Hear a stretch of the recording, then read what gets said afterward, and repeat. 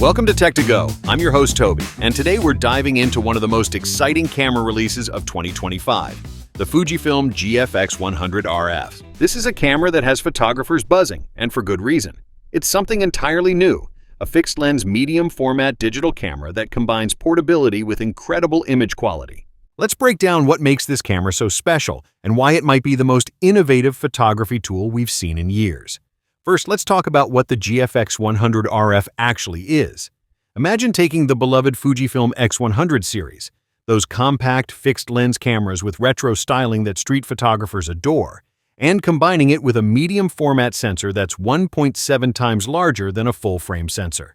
That's essentially what Fujifilm has done here, creating what many are calling a digital version of their legendary TX1 or Texas Leica film cameras.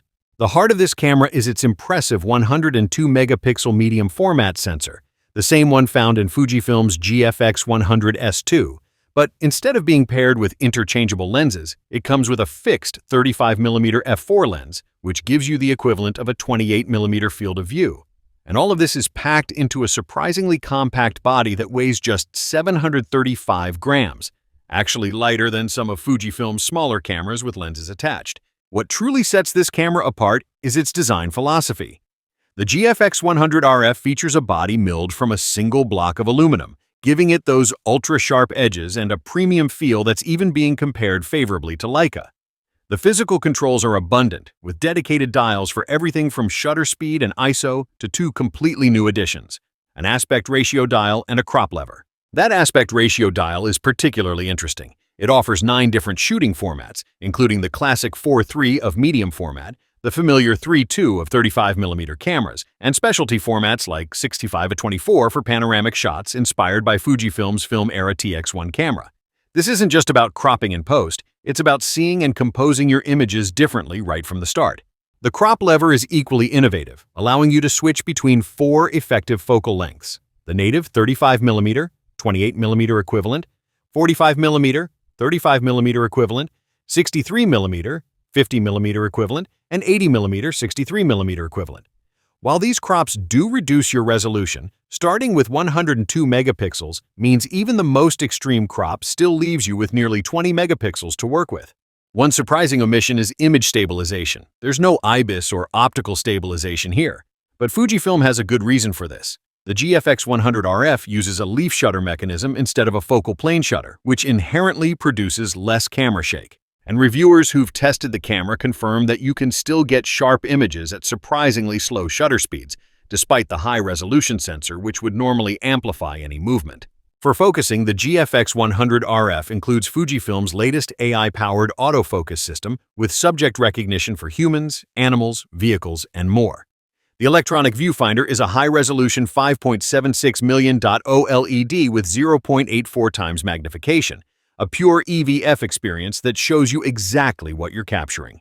Battery life is impressive too, with a CIPA rating of 820 shots per charge, almost double what you'd expect from a typical mirrorless camera, and the dual UHS-2 SD card slots provide plenty of storage flexibility.